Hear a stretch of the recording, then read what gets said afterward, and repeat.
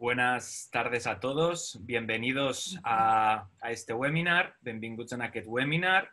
Os recordamos que el webinar está abierto a preguntas por parte de la audiencia que se van a resolver al final de todo. Las podéis formular enviando directamente vuestra pregunta en el apartado que encontraréis en la parte superior de enviar preguntas. Y ahora, sin más preámbulo, damos paso al webinar. Muchas gracias. Muy buenas tardes a todos y bienvenidos. Bona tarda a tothom. Vamos a dar inicio ya a esta webinar organizada desde el Consejo Catalán de Administradores de Fincas con la ilusión de abrir un espacio de reflexión y diálogo conjunto desde la profesión a tantos interrogantes que se nos han planteado en el día a día durante esta pandemia, consecuencia de un marco normativo sujeto a constantes cambios y que tampoco ha sido muy clarificador respecto a lo que es la regulación de nuestra propia actividad profesional.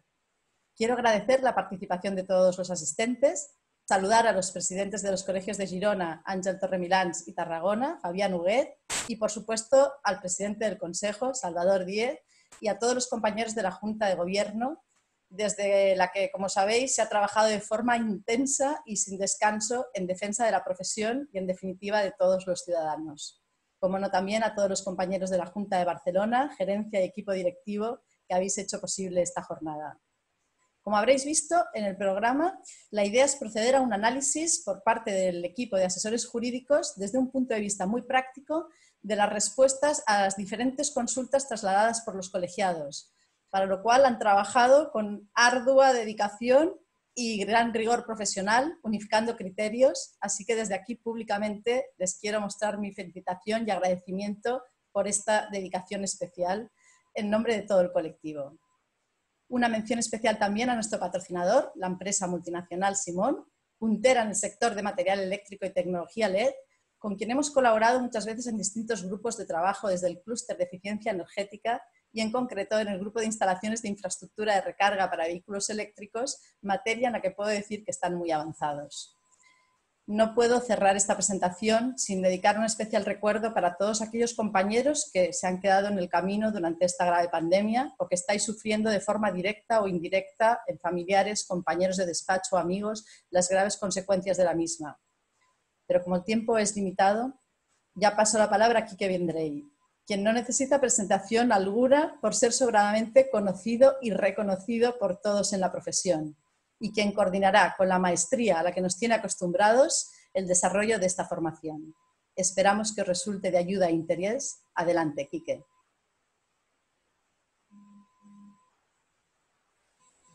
Bien, hola a todos. Bueno, lo de maestría, hablando de estas tecnologías, la verdad es que no soy capaz de asegurar que pueda ser.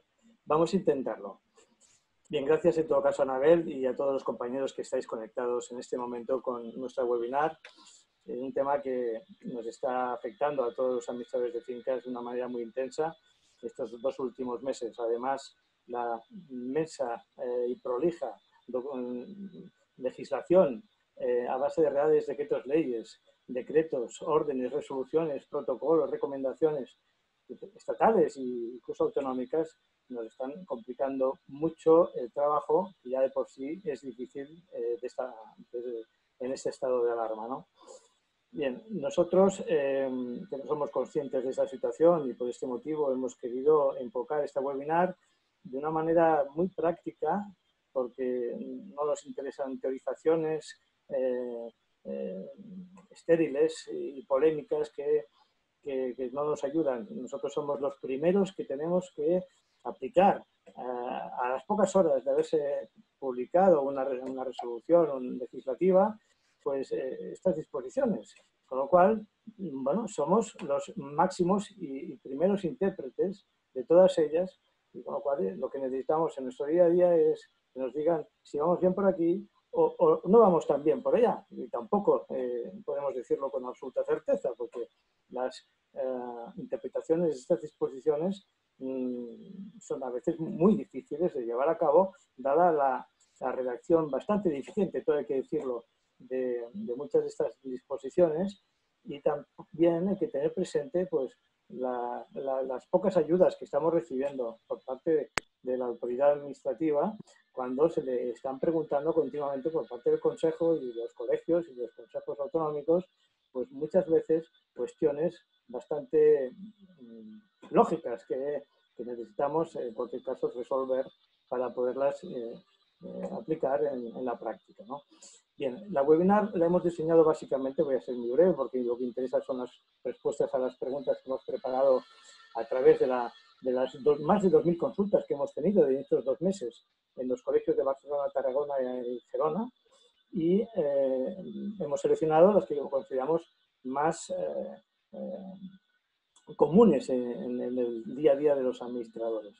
Bien, como decía, hemos dividido la exposición en 2 bloques, básicamente las que hacen referencia a los arrendamientos urbanos y las que hacen referencia a la propiedad horizontal. De una en una irán contestando los asesores de los colegios, que concretamente son José María Aguilar, Luis Bou, Mari Escutía, Ferran Martí de Gerona y Ana Bozalongo de Tarragona, los 3 primeros del Colegio de Barcelona Lleida.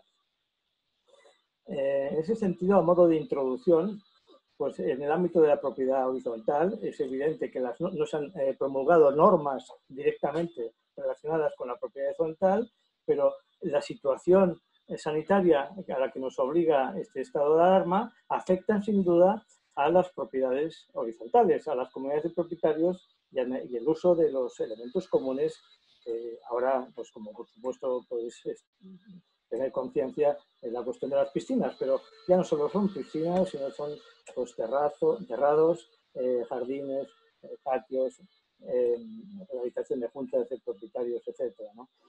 Y en ese sentido, pues la verdad es que no se nos ha ayudado mucho para interpretar estas disposiciones y estamos haciendo lo que podemos en el mejor sentido común y en el interés general. En el ámbito de la propiedad vertical, los arrendamientos urbanos, aquí sí que se han sido muy trascendentes las regulaciones publicadas a través, sobre todo, de los 2 reales decretos leyes, 11 y 15 de 2020, el primero referido a los contratos de arrendamiento de vivienda y el segundo a los contratos de uso distinto a vivienda.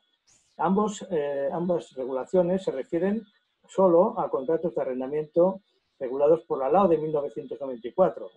Y también en ambos las medidas aprobadas distinguen en función de si el arrendador es o no un gran tenedor.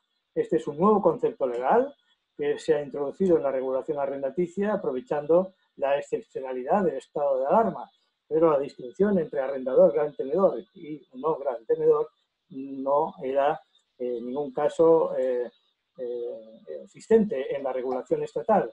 En Cataluña sí que la estamos sufriendo esta distinción desde la Ley 24 de 2015, de 29 de julio, y se ha venido reiterando en disposiciones posteriores hasta la reciente Ley 5/2020, de 29 de abril, también aprobada en estado de alarma. En fin, luego ya abordaremos este concepto. En segundo lugar, en primer lugar, el Real Decreto Ley de 11/2020, una pequeña introducción, decir que establece la posibilidad de una prórroga extraordinaria de los contratos de arrendamiento de vivienda de hasta 6 meses, aquellos contratos que finalicen desde el 2 de abril hasta 2 meses después de la finalización del estado de alarma, cuando finalice. También se introducen unas medidas de moratoria de la deuda por alquiler en favor de los arrendatarios en situación de vulnerabilidad económica, como consecuencia, obviamente, de la emergencia del COVID-19. En caso del arrendador, como decía, si es gran tenedor o empresa o entidad pública de vivienda, siempre que el acuerdo entre arrendador y arrendatario no se hubiera alcanzado voluntariamente, el arrendatario tendrá derecho a solicitar del arrendador una de las 2 alternativas siguientes: o un aplazamiento hasta 3 años del pago de las rentas devengadas o una reducción de la renta del 50%. En ambos casos, por las rentas devengadas durante el estado de alarma y hasta 4 meses después de su finalización. En caso de que el arrendador no sea gran tenedor, esta regulación lo que permite al arrendatario solicitar ese aplazamiento o condonación, si bien el arrendador no está obligado a aceptarla, ni ninguna de las opciones. Y en este supuesto sí que tiene derecho el arrendatario y el arrendador a acceder al programa de ayudas de financiación del artículo 9 y al pago directo de los alquileres a través de las ayudas que se han arbitrado en el artículo 10. En cuanto al Real Decreto Ley 15/2020, y acabo, referido a los arrendamientos de uso distinto de vivienda, las soluciones paliativas arbitradas por este Real Decreto Ley tienen vocación de aplicarse siempre que las partes no hayan alcanzado un acuerdo previo sobre el aplazamiento de la rebaja. Esto es lo mismo en las viviendas, es decir, si las partes, que afortunadamente es la mayor parte de las situaciones, los mayores logros de las soluciones en esta situación de alarma ha sido gracias, sin duda, a la intervención del administrador de fincas que ha intermediado entre arrendador y arrendatario y ha conseguido, gracias a la buena voluntad también de ambas partes, que esos acuerdos se puedan alcanzar, se puedan plasmar, al margen incluso de estas regulaciones legales. Esto tenemos la conciencia y seguridad de que en la mayoría de los casos ha sido así. ¿Quién puede solicitar, en este caso, de contratos de arrendamiento de uso distinto de vivienda? Bien, lo puede solicitar todo arrendatario que sea autónomo o pyme, teniendo en cuenta que las pymes son todas aquellas empresas que tienen un activo que no supera los 4 millones de euros o una facturación anual inferior a 8 millones de euros que no superen más de 50 de trabajadores. Bien, siempre que estos arrendatarios, estas empresas o estos autónomos tengan su actividad suspendida por el Real Decreto 463/2020 de 14 de marzo, o sea, el decreto inicial del estado de alarma, o bien que su facturación, la facturación de su actividad sea inferior al 75% de la que tenían el mes anterior del trimestre del ejercicio anterior, es decir, del año pasado. La media del mes anterior, esa es la que contará. Si es en un 75% inferior en este mes, pues podrán acogerse a estas soluciones que propone esta regulación. ¿A qué tiene derecho el arrendatario? Como hemos dicho antes, tiene derecho en función de si el arrendador es gran tenedor o no gran tenedor. En el primer caso, si es gran tenedor, el arrendador tendrá derecho a una moratoria de hasta 4 meses de la renta más el tiempo de duración del estado de alarma. Y esa moratoria se pagará, digamos, se aplazará el pago de esos alquileres hasta un plazo máximo de 2 años, siempre que el contrato de arrendamiento no venza antes de esos 2 años. Y en el segundo supuesto, en caso de que el arrendador no sea un gran tenedor, no es obligatorio para el arrendador aceptar esa moratoria. En este caso, salvo que pacten otro acuerdo distinto ambas partes, sí que se podrá disponer de la fianza depositada, de acuerdo con el artículo 36 de la Ley de Arrendamientos Urbanos, en la administración autonómica correspondiente, donde se haya depositado, para atender el pago de esas rentas que el arrendatario no puede satisfacer, debiendo, eso sí, reponer esa fianza en el plazo de 1 año o antes si el contrato finalizase antes de este año. Bien, hecha esta introducción, vamos ya a empezar por las preguntas una a una y los asesores irán respondiendo de acuerdo con la asignación que hemos establecido al efecto. Vamos con la primera pregunta, por lo tanto.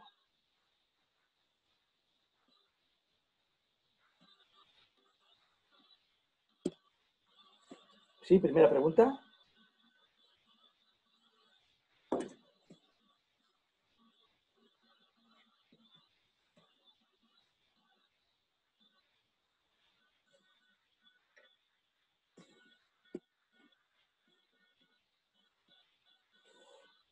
Bien, Mari Escutia va a ser la primera asesora que va a contestar.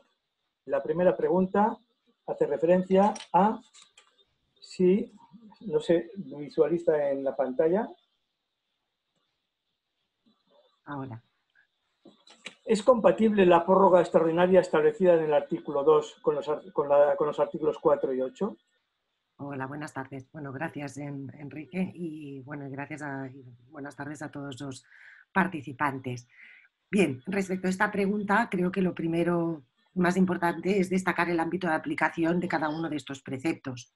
El artículo 2, que iremos analizando a lo largo de este primer bloque, contempla, como tú bien has dicho, Enrique, una prórroga extraordinaria del contrato de arrendamiento a solicitud del arrendatario, que permitirá prolongar aquellos contratos que venzan durante el periodo establecido en el propio artículo 2, es decir, desde la entrada en vigor del Real Decreto Ley 11/2020, que según la disposición final 13ª tuvo lugar esta entrada en vigor el 2 de abril, y hasta que transcurran 2 meses desde la finalización del estado de alarma y sus prórrogas. Como he dicho, esta prórroga extraordinaria descansa en la mera solicitud por parte del arrendatario. Y es muy distinto a las medidas que contemplan los artículos 4 y 8. Para ello también fijaré el ámbito de aplicación de estos dos preceptos. El artículo 4 lo que permite en este caso es una solicitud del arrendatario de una moratoria, aplazamiento o reducción de renta cuando el arrendador es considerado como un gran tenedor. Posteriormente, mis compañeros precisarán más este concepto que tanta problemática, como también tú, Enrique, señalabas, pero ciertamente en principio es gran tenedor y se define como aquel que es una empresa o entidad pública de vivienda o como cualquier otra persona física o jurídica que sea titular de más de 10 inmuebles urbanos o de más de 1.500 metros cuadrados construidos. Bien, ubicándonos en este ámbito subjetivo del artículo 4, debemos tener en cuenta que la principal diferencia respecto del artículo 8 es que esta solicitud de moratoria, aplazamiento, reducción de renta será vinculante para el arrendador, cuestión que, como he dicho, se analizará más detalladamente con posterioridad. El artículo 8 descansa en un principio semejante, es decir, conseguir esa moratoria o aplazamiento, pero limita el ámbito subjetivo a un no gran tenedor. Es decir, aquí ya no estamos hablando de un gran tenedor. ¿Cuál es la principal diferencia? Primero, entre el artículo 4 y el artículo 8. La moratoria, aplazamiento o reducción que contempla el artículo 4 será vinculante para el arrendador. Mientras que la moratoria contemplada en el artículo 8, cuando este arrendador no sea un gran tenedor, descansa en este caso en que haya un acuerdo entre las partes, entre arrendador y arrendatario. Así lo demuestra claramente el apartado 3 del artículo 8. Dicho esto, voy a contestar, por tanto, a la pregunta. Si bien el artículo 2 contempla una prórroga extraordinaria, los artículos 4 y 8 se refieren a una necesidad distinta. Es decir, el artículo 2 descansa en la posibilidad de prorrogar de forma extraordinaria ese contrato de arrendamiento, es decir, en proporcionar un margen de estabilidad en esa vivienda arrendada. Mientras que los artículos 4 y 8, y aquí precisaré, descansan en una situación de vulnerabilidad. Situación de vulnerabilidad que deberá reunir en todo caso el arrendatario y que debe ser consecuencia del COVID-19. Por lo tanto, en este último caso, los artículos 4 y 8 intentan proteger de alguna manera la estabilidad económica o la posibilidad de afrontar a las obligaciones económicas en las que se ve enfrentado el arrendatario y que evidentemente son menores como consecuencia del COVID-19. Bien, pasamos a la siguiente pregunta. Gracias, Mar. ¿Qué ocurre con aquellos contratos que vencían, de arrendamiento, que vencían antes del 2 de abril, que fue la fecha de entrada en vigor del Real Decreto Ley 11/2020? Efectivamente. El Real Decreto 11/2020, en su artículo 2, establece claramente cuál es el periodo de actuación, es decir, en qué periodo puede el arrendatario solicitar esa prórroga extraordinaria. Y deja muy claro y diáfano que esto será desde la entrada en vigor del Real Decreto, como he dicho, el 2 de abril, por aplicación de la disposición final 13ª, y hasta que transcurran 2 meses desde la finalización del estado de alarma y sus prórrogas. Fijémonos que justo hoy se acaba de aprobar una prórroga de 15 días que será aplicable a partir del lunes, pero eso supone que todos aquellos contratos, por lo tanto, que hubieran vencido con anterioridad al 2 de abril, no estarán dentro del ámbito de aplicación del artículo 2 y, por lo tanto, estos contratos como contratos ya vencidos no podrán ser prorrogados o no podrá acogerse el arrendatario a esa prórroga extraordinaria de 6 meses. Gracias. Tercera pregunta. Pasamos de pregunta. Si las partes hubieran llegado a otro acuerdo distinto, ¿pueden igualmente el arrendatario acogerse a lo dispuesto en el artículo 2? Bien. Aquí en esta pregunta concretamente me gustaría centrarme en aquellos acuerdos a los que pueden llegar las partes una vez estamos dentro del periodo de vigencia del artículo 2, es decir, aquellos acuerdos que hubieran alcanzado las partes después del 2 de abril y siempre antes de los 2 meses posteriores a la finalización del estado de alarma y sus prórrogas. Es decir, es perfectamente posible que las partes lleguen a cualquier otro acuerdo distinto a la posibilidad prevista en el artículo 2. Si ese acuerdo se ha producido en el ámbito del periodo de vigencia o el periodo de vigencia de este artículo 2, evidentemente desplazaría el artículo 2, porque el mismo artículo dice que salvo que las partes hubieran establecido condiciones o términos distintos. Por lo tanto, cualquier acuerdo dentro de ese periodo establecido en el artículo 2 desplazaría, evidentemente, la posibilidad de que el arrendatario luego pudiera intentar acogerse a esa prórroga extraordinaria de 6 meses. Siguiente pregunta. ¿En qué momento finaliza la posibilidad del arrendatario de acogerse a la prórroga del artículo 2 que estamos haciendo referencia? Exacto. A ver, lo que llamamos el dies acu, es decir, el día inicial del cómputo, queda clarísimo. Ya lo he dicho por activa y por pasiva, es decir, será el día 2 de abril. En muchas ocasiones se nos pregunta que hasta cuándo ese arrendatario podrá acogerse a esa prórroga extraordinaria de 6 meses. Pues bien, evidentemente aquí no tenemos un día final del cómputo claro, tanto como que no tenemos claro cuándo finalizará las posibles prórrogas del estado de alarma. De momento tenemos una prórroga de 15 días, pero esto todos sabemos que perfectamente puede ser nuevamente prorrogado. Por lo tanto, en cuanto al día final del cómputo y cuando finaliza, por tanto, la posibilidad del arrendatario de acogerse a lo previsto en el artículo 2, no lo tenemos claro. Es decir, finalizará en el momento que transcurran 2 meses desde la finalización del estado de prórroga y del estado de alarma, y sus prórrogas. Por lo tanto, como este estado de alarma y prórrogas no tenemos claro cuándo finalizará, tampoco podemos saber actualmente a fecha cierta hasta cuándo el arrendatario podrá acogerse a esa prórroga extraordinaria. Bien. Mar, si puede ser un poquito más breve, vamos por las primeras preguntas. Sí, lo seré. Y si hay muchas preguntas. Venga, lo seré. Gracias. ¿En qué momento finaliza la posibilidad del arrendatario de acogerse a la prórroga del artículo 2? No. Creo que esta ya le hemos contestado. ¿Sí? Vale. Si las partes hubieran pactado, esto sí. Venga, pues vamos a la siguiente. Si las partes habían pactado con anterioridad una prórroga convencional, si esta vence después del 2 de abril, ¿puede acogerse el arrendatario a la prórroga del artículo 2? Sí, esta pregunta a mí me parece muy interesante porque cuando uno lee el artículo 2, fijaros que se establece claramente que para aquellos contratos que venzan conforme a la prórroga legal obligatoria del artículo 9, apartado primero, o conforme a la prórroga legal tácita del artículo 10. Por tanto, también sería posible que las partes, con anterioridad a la entrada en vigor del Real Decreto 11/2020, hubieran pactado voluntariamente una prórroga convencional, es decir, una prórroga de su contrato de arrendamiento.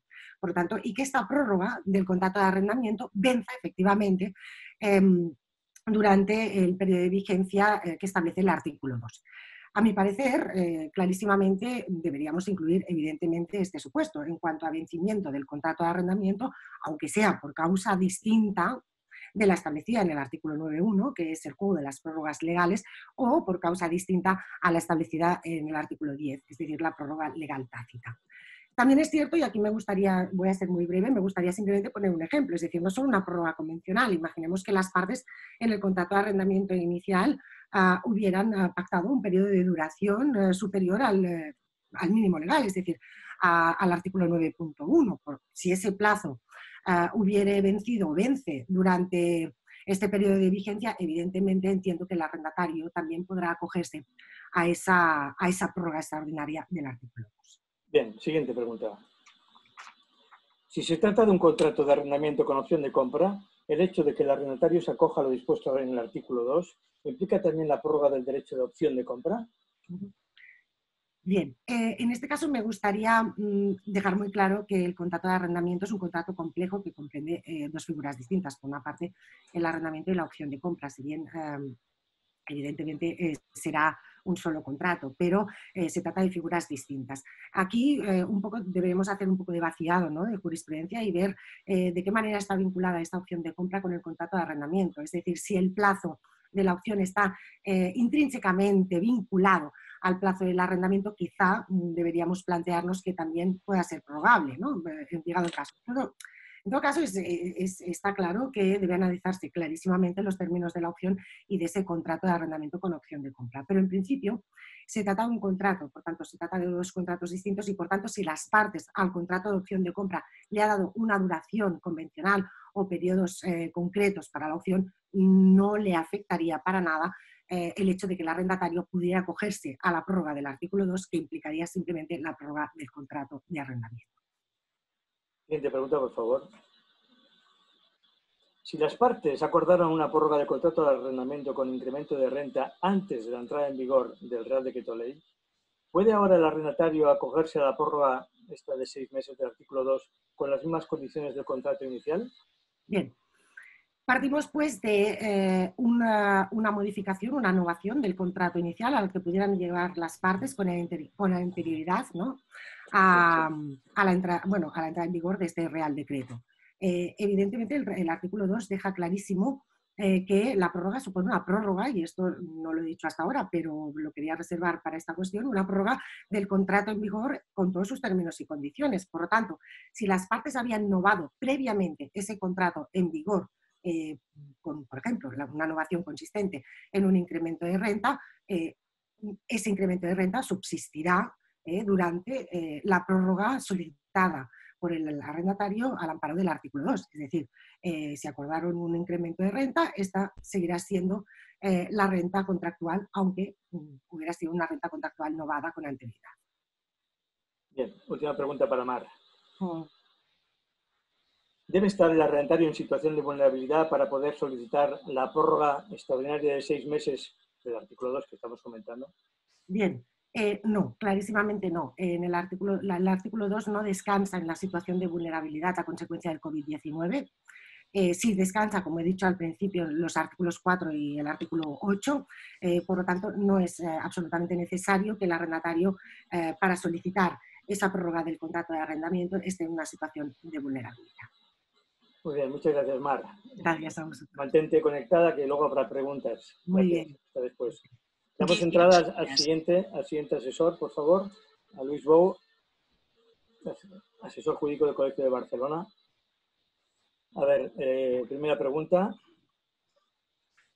¿Debe ser considerado como gran tenedor el titular de una finca en propiedad vertical integrada por 10 pisos y 2 locales cuando la superficie construida de esta finca es inferior a 1.500 metros cuadrados? Bien, hola Quique. Buenas tardes a todos, buena tarde a tothom. Bueno, antes de contestar a la pregunta, indicar que el concepto de gran tenedor es un concepto que ha originado, como ya ha planteado Quique en su preámbulo, muchas dudas y hemos tenido unos largos y grandes debates para llegar a consensuar las diferentes situaciones y dudas que nos plantea este concepto. Anant per feina y contestando a tu pregunta, indicaros que al tratarse de un propietario de una finca con 10 pisos y 2 locales, en principio inicialmente podríamos pensar que concurren los requisitos del artículo 4 para considerar, del decreto 11/2020, para considerar que se trata de un gran tenedor. Pero si analizamos el texto concreto del artículo, vemos que cuando nos indica que es un gran tenedor, nos dice que el arrendador sea titular de más de 10 inmuebles. No sé si voluntariamente, por error o intencionadamente, habla de 10 inmuebles. No nos habla de viviendas, locales, departamentos o otros conceptos como podía haberlo hecho. Por tanto, si la finca de propiedad vertical, que tiene 10 pisos y 2 locales, como me decías, la finca de propiedad vertical es un solo inmueble, solo tiene una inscripción registral y solo tiene única referencia catastral. Por tanto, en la pregunta que me haces, considero que el arrendador en este caso no debe tener la consideración de gran tenedor. Diferente sería en el supuesto de que la superficie de la finca fuera superior a 1.500 metros cuadrados del inmueble, fuera superior a 1.500 metros cuadrados, que en este caso sí que tendría esta consideración. Muy bien. Siguiente pregunta, por favor. ¿Qué ocurre en los casos de copropiedad y en las comunidades de bienes? Bien, también múltiples interpretaciones en este concepto y que ha sido objeto de muchos debates. Nuestra opinión consensuada es que en los casos de propietarios, copropietarios de participaciones indivisas de varios inmuebles, aunque sean más de 10, no debemos considerarlos como gran tenedor. ¿Por cuánto? Los propietarios arrendadores no tienen más de 10 inmuebles, sino únicamente una parte de ellos. Referente a esto mismo, podemos hacer consideraciones respecto a otro concepto, que sería las comunidades de bienes compuestas por varias personas cuando todas ellas, con sus respectivos porcentajes y conjuntamente, sean propietarios de más de 10 inmuebles. En este caso, entendemos sí que debemos considerar que esta comunidad de bienes es un gran tenedor, ya que el arrendador, que es el conjunto de estos propietarios, sí que ostenta la titularidad de más de 10 inmuebles, como exige el decreto. Otra cuestión que se plantea en este tema de copropiedad es qué pasa cuando uno de los partícipes tenga más de 10 inmuebles y los otros no. Nuestra opinión es que en este caso sería injusto considerar que si un solo propietario es gran tenedor y los demás partícipes no, el hecho de que uno de los titulares que puede tener de este piso únicamente una participación muy pequeña conlleve y perjudique a los demás copropietarios que no tienen los 10 inmuebles que se exigen para ser gran tenedor. Por tanto, entendemos que en este caso la parte arrendadora, esta comunidad de bienes, no es un gran tenedor. Gracias. A ti. Tema espinoso este. Siguiente pregunta, por favor. ¿Y en los casos de usufructo y nuda propiedad? Vale, este es más claro, al menos para nosotros. El decreto, evidentemente, no especifica nada al respecto. Nuestra opinión es que aquí, ¿quién debemos analizar? ¿Al usufructuario para considerar si es gran tenedor? ¿Al usufructuario o al nudo propietario? Entendemos que hemos de analizar al usufructuario. ¿Por qué? Porque el decreto nos dice que el aplazamiento de pago de la renta, el arrendatario debe solicitarlo a la persona arrendadora y evidentemente en los casos de usufructo y nuda propiedad, la persona arrendadora es el usufructuario y no el nudo propietario. Por tanto, el usufructuario es el que debemos analizar. Siguiente pregunta, por favor. En este cómputo se incluyen los locales, la vivienda habitual y la segunda residencia que pudiera tener el arrendador. Sí, la respuesta aquí también es muy clara. El artículo 4 únicamente excluye los garajes y trasteros. Por tanto, los locales, la vivienda habitual, la segunda, tercera, cuarta residencia, los solares, naves industriales y todos los demás inmuebles urbanos, que no los rústicos, entran dentro del cómputo a estos efectos, tanto en cuanto al número de inmuebles como en el cómputo de la superficie que hemos dicho antes de 1.500 metros cuadrados. La pregunta que no estaba prevista, pero se entiende que son propiedades que tenga el arrendador en todo el territorio del Estado español.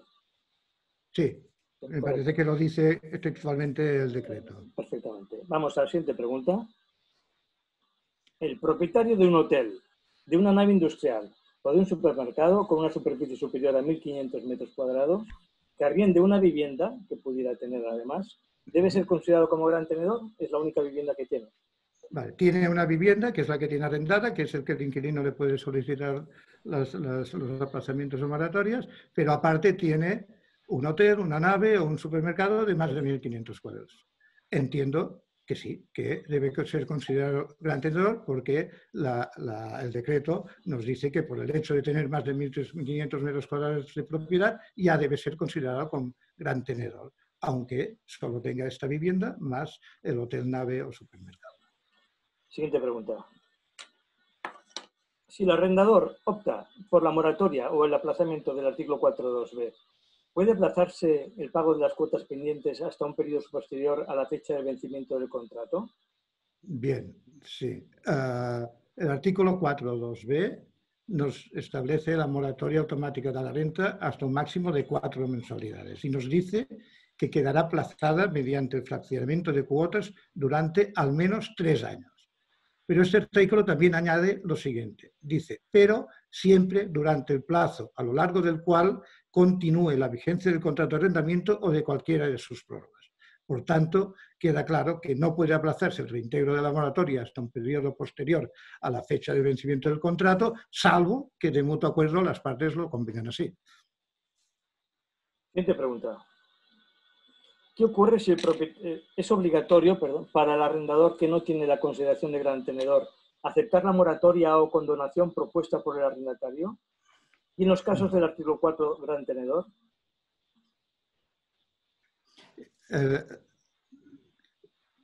Me parece que antes teníamos otra pregunta. Sí, hemos saltado de pregunta, vale. En todo caso volveremos después. Vale, perfecto. Volvemos después. Volvemos después, ningún problema. Vale, en cuanto a la pregunta que me hace, si es obligatorio para el arrendador que no tiene la consideración de gran tenedor aceptar la moratoria con acción propuesta del arrendatario, cuando es gran tenedor, la respuesta es no. El decreto no establece esta obligación al propietario. El artículo 8.3 lo que nos dice es que si el propietario no acepta ningún acuerdo de aplazamiento, el arrendatario, si está en situación de vulnerabilidad sobrevenida, podrá acceder al programa de ayudas de financiación, avales con cobertura del Estado, etc. Pero no existe la obligación al propietario de aceptar la moratoria o condonación. Respecto a los grandes tenedores, me parece que lo hemos dicho antes, sí que debe aceptarle obligatoriamente una de las dos alternativas que plantea el artículo 4, ya que nos dice que es una aplicación automática de la moratoria o condonación de la renta.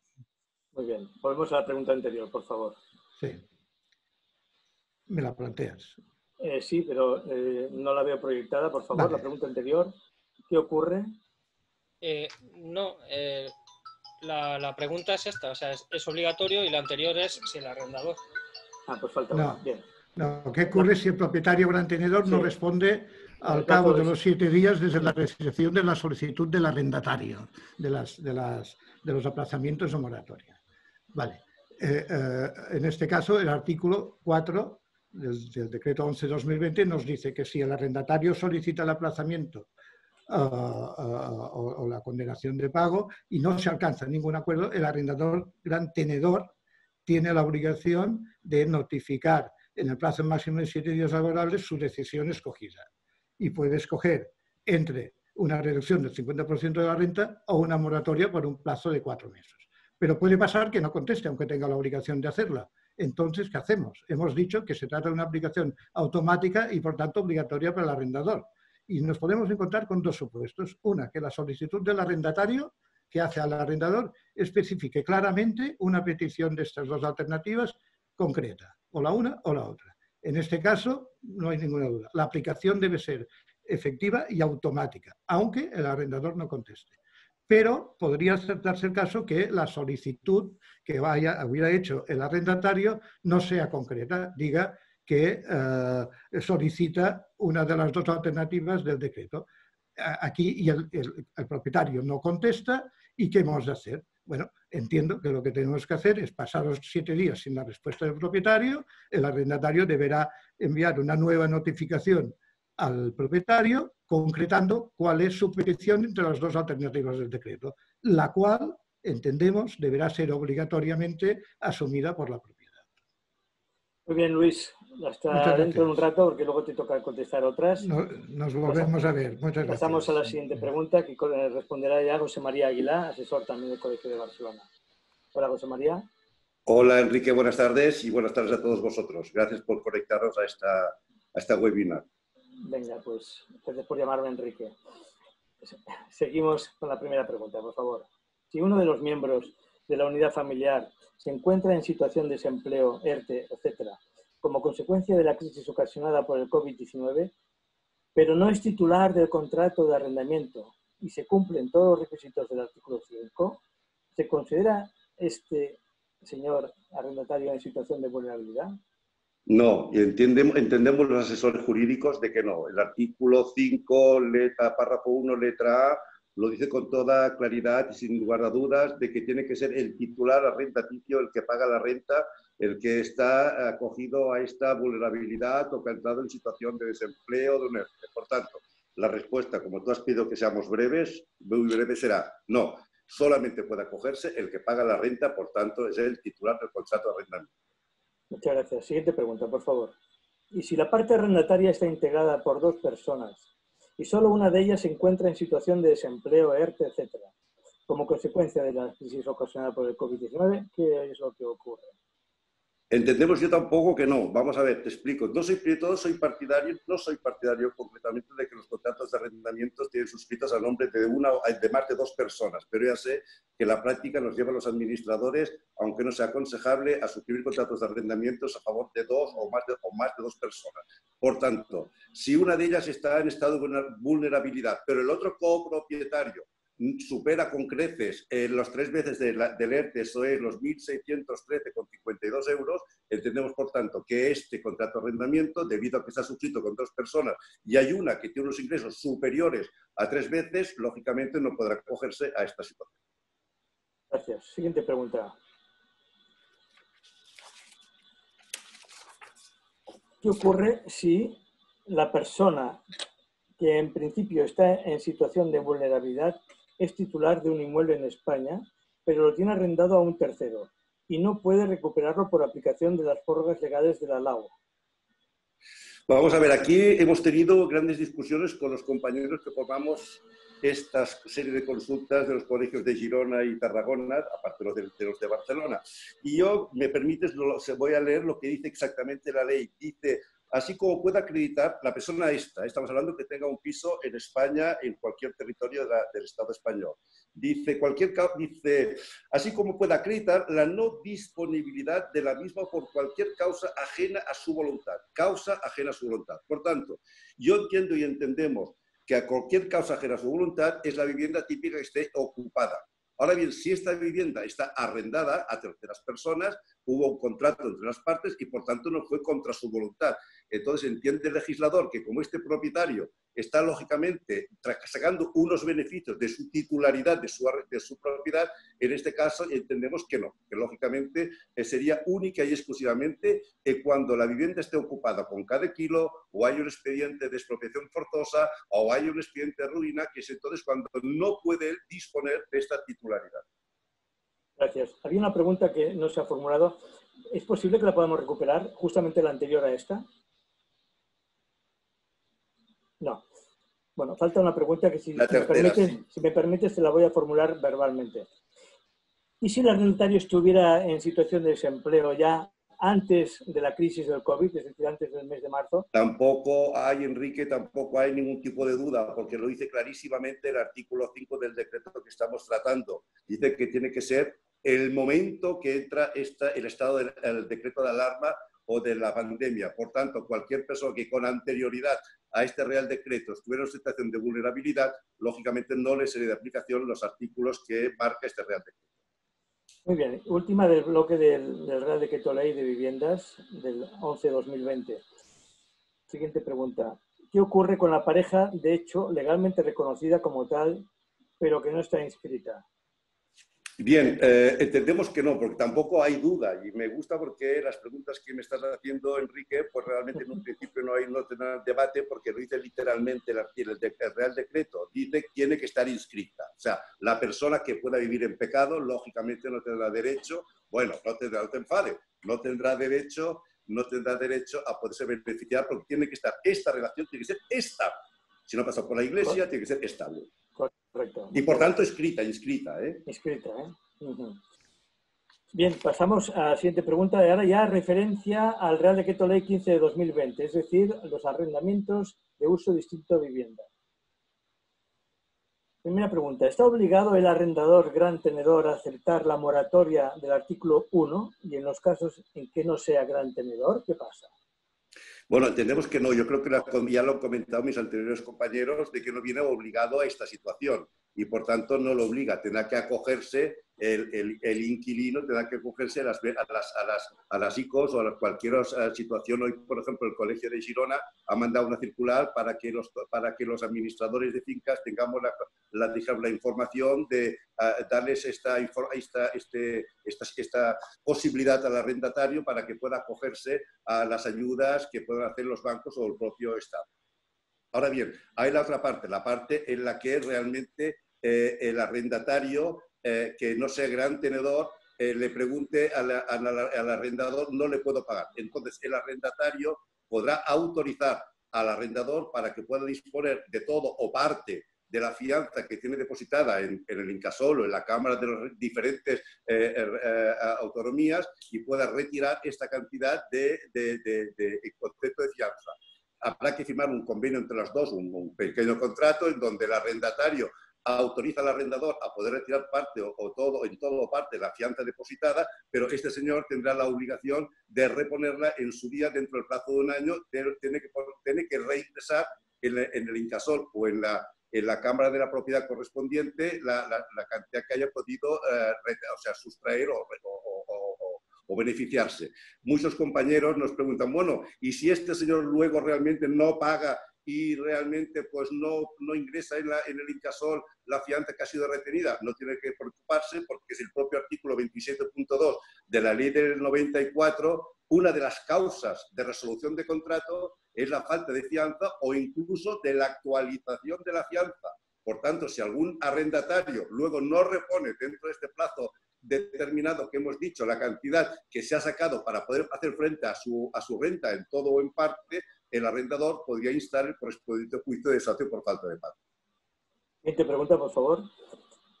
En el caso de aplazamiento conforme al artículo 1, ¿qué ocurre si el arrendatario desiste del contrato antes de haberse satisfecho la totalidad de las rentas aplazadas? Yo entiendo, Enrique, de que viene obligado, aunque realmente rescinde el contrato antes de que finalice el plazo convenido para que reponga o pague la totalidad, hay una deuda, es una deuda acreedora. Entiendo incluso que me atrevería a decir que sería un título ejecutivo y, por tanto, el arrendador tranquilamente, siempre, desgraciadamente, por la vía judicial, tendría que interponer la correspondiente demanda de reclamación de cantidad debido a la modificación de la ley de enjuiciamiento civil, ya sea por la cuantía que se tramite, ya sea por un juicio verbal o un juicio ordinario. Muy bien, siguiente pregunta, la última. En los casos de subarriendo o cesión, ¿es aplicable este Real Decreto Ley 15/2020? Hay que estudiar que el artículo 32 de la ley del 94 permite, incluso si no se ha prohibido expresamente en el momento de firmar el contrato, de que el arrendatario pueda ceder en parte o totalmente los derechos arrendaticios a un nuevo titular arrendaticio. Entonces, entiendo yo de que si esta cesión es parcial, como el artículo 32 permite, si es parcial no podrá, por tanto, beneficiarse. Ahora bien, si esta cesión o subarriendo ha sido total, entonces entendemos de que sí, bajo mi punto de vista, que podrá ser de aplicar el Real Decreto Ley 15/2020. Bien, pues gracias, José María. De momento pasamos al siguiente bloque ahora de propiedad horizontal. Gracias. Ferran Martí, asesor jurídico del Colegio de Administradores de Fincas de Girona. Hola, Ferran. Sí. Hola. No. Bien, vamos a la primera pregunta. ¿Cuándo podrán celebrarse juntas presenciales? ¿De menos de 10 personas o de más de 10 personas? Sí, muy bien. Gracias, Enrique. En primer lugar, pues manifestar mi ilusión por participar en esta webinar junto a todos mis compañeros, distinguidos compañeros asesores jurídicos de los diferentes colegios de administradores de fincas de Cataluña y por el éxito de la convocatoria que se ha mostrado con más de 1000 inscritos, lo cual es de agradecer a todos los participantes y a los asistentes y entrando ya directamente en lo que a mí me corresponde en la materia, que son las juntas de propietarios, manifestar que desde que se aprobó el Decreto Ley 463/2020, por el cual se establecía el estado de alarma, se nos confinó a todos a quedarnos en casa, se nos limitó bastante la movilidad, y la circulación en las vías públicas y la imposibilidad total de poder realizar juntas de comunidades de propietarios. Desde el 14 de marzo que se aprobó este Real Decreto, este decreto ley, hasta la actualidad no hay ninguna norma, no hay ningún Real Decreto, no hay ninguna orden que nos indique exactamente qué es lo que podemos hacer, si podemos realizar juntas de propietarios o no podemos realizarlas. No se nos dice de una forma expresa. Por eso, como decías, Enrique, al principio de tu intervención de esta webinar, nos toca un trabajo de interpretar las normas que nos van dando, lo cual, en cierta manera, nos están dando una falta de seguridad jurídica porque un poco queda a nuestro criterio. Y por eso yo creo que se ha de felicitar el trabajo de todos los asesores jurídicos de los distintos colegios, en este caso de Cataluña, de llegar a un consenso en cuanto a las respuestas. Aquí, ¿qué nos encontramos? Nos encontramos que con la orden del Ministerio de Sanidad, la 399/2020, ya se introduce el desescalamiento del confinamiento. Ya se da una flexibilidad a las medidas de circulación de las personas y se nos permite encuentros, yo diría casuales o no, de 10 personas como máximo, pero que no son unos encuentros formales, son encuentros que pueden ser de amigos, de familiares, pero que no requieren una formalidad de una convocatoria y de un encuentro en una sala, en una junta. Por lo tanto, en la fase primera de este estado de desescalamiento no se podrían realizar juntas de propietarios, sobre todo por varias razones. Primera, porque nos están hablando tan solo de 10 personas, lo que imposibilitaría a muchas comunidades poder realizar juntas de propietarios y garantizar que puedan asistir todos los que quieran asistir a dichas juntas. Y en segundo lugar, también porque nos encontramos que estos territorios que se encuentran en la fase primera del estado de desconfinamiento, todavía la situación sanitaria no es la idónea como para celebrar juntas de propietarios, más teniendo en cuenta que estas juntas se alargan en el tiempo, no suelen ser cortas, por desgracia de muchos administradores, y podría ser un vector de contagio del coronavirus. Y más que tan solo también se debe pensar en los administradores, que también pueden ser objeto de transmisión de dicha enfermedad. Si la cogen, pues la irían repartiendo por todas las juntas de propietarios y con, digamos, entre comillas, posibles responsabilidades. Por tanto, dejamos la primera fase, nos vamos a la segunda fase, que ya hay la orden ministerial del Ministerio de Sanidad, la 414/2020, que regula la segunda fase, en principio, para la Isla del Hierro, La Graciosa, Formentera y La Gomera. Entonces, aquí ya nos dan unas ideas de cómo podrían celebrarse las juntas de propietarios. También habla de que estos encuentros, como se habla en la primera fase, de hasta 10 personas, aquí habla de hasta 15 personas. Pero estamos diciendo que estas no serían las nuestras, porque son reuniones casuales, no formales. Pero si vamos al artículo 48, que está en el título 12 de dicha orden 414/2020, aquí ya se nos habla de celebraciones, de encuentros, congresos, reuniones de negocios y conferencias. Aquí ya estamos un paso más adelante, ya estamos hablando de reuniones formales, previa convocatoria, lo cual ya los asesores jurídicos consideramos que aquí ya sí que se podrían realizar y entendemos que analógicamente se podrían realizar estas reuniones de comunidades de propietarios. ¿Pero qué nos dice esta orden? Nos dicen que hay que haber un máximo de hasta 50 personas. No podrán, lo que igual ya facilitaría la reunión de muchas que pudieran asistir, la mayoría de propietarios de todas las comunidades, pero siempre tomando una serie de precauciones. Precauciones como la distancia social de 2 metros. Precauciones sobre todo, y es una recomendación que da la misma orden, de evitar promover, sobre todo promover la participación no presencial. Y la participación no presencial en las juntas de propietarios, lo correcto y lo habitual es por medio de delegación o cediendo la representación. En este caso, se aconsejaría que se cediera la delegación o la representación al presidente. Y si a aquel propietario no le cae bien el presidente, pues que lo dé a otro propietario que sepa que sí o sí va a asistir a esa asamblea. Entonces, entendemos que las juntas de propietarios en fase 2 para el resto de España, que no sea Cataluña, también esto lo hemos de precisar, sí que entrarían y habría esta posibilidad de realizar. De todas formas, también por parte del Consejo de Colegios de Administradores de Fincas de España, hay una recomendación. Se dice que, aunque sea posible, no quiere decir que sea obligatorio. Pensad que vosotros, los administradores, podéis ir vector, si no se toman todas las garantías, incluso tomando todas las garantías de esta contaminación o de este contagio.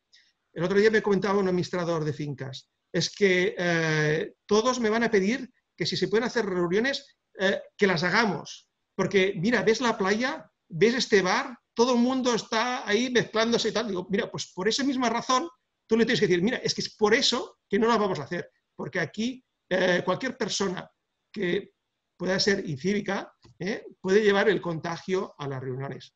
Por eso, resumo, Enrique, perdona, que me estoy alargando. Se pueden hacer en fase 2, tomar todas las precauciones posibles, si se puede evitar, mucho mejor.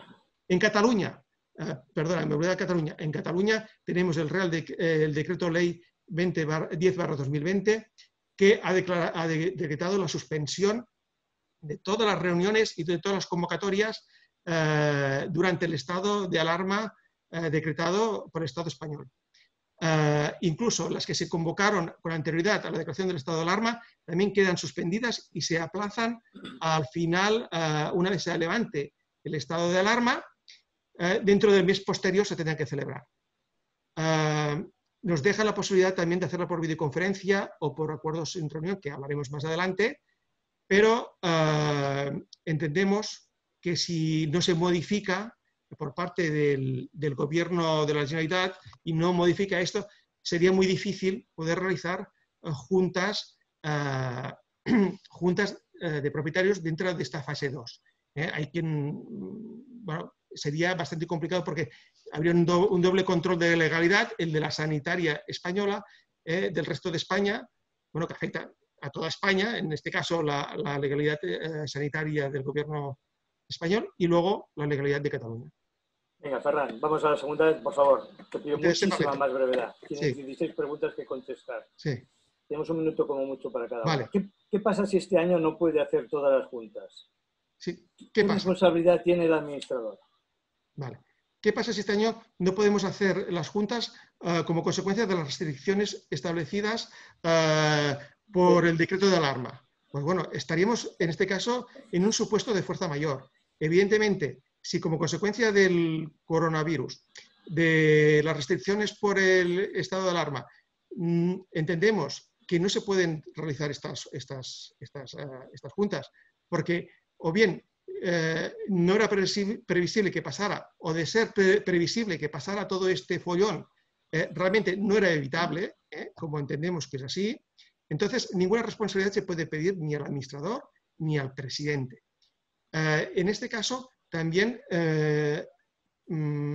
hablaría del tema de Cataluña. En tema de Cataluña, pensad que si bien no podemos hacer juntas presenciales, sí que se pueden hacer por videoconferencia o tomar acuerdos sin reunión. Entonces, sería tan sencillo como tomar un único acuerdo de prórroga de los presupuestos, prórroga de los cargos, y si hay alguna cuestión urgente, se podría también tomar por estos tipos de acuerdos. Por eso, aquí sí que habría la fuerza mayor, yo no la vería tanto, la vería más para el resto de España que para el tema de Cataluña. Siguiente pregunta. Juntas por videoconferencia. ¿Pueden celebrarse juntas por videoconferencia durante el periodo de alarma?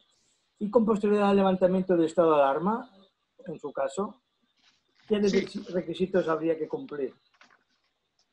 Sí, a ver, tenemos Yo aquí entraré con la legislación catalana en un primer momento, porque sí, en Cataluña se pueden hacer juntas por videoconferencia. De hecho, la ley de propiedad horizontal catalana sí que prevé la asistencia. En principio es una asistencia, es una potestad, no es obligatorio, pero el Real Decreto 20/2020 sí que establece la posibilidad, aunque no consten en los estatutos, de poder asistir a las reuniones de las comunidades de propietarios por videoconferencia.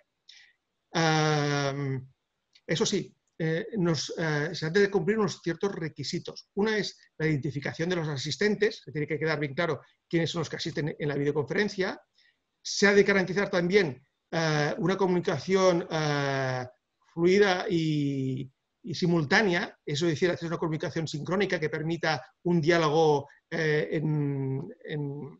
al mismo tiempo, o sea, que pregunta-respuesta y todo sea seguido.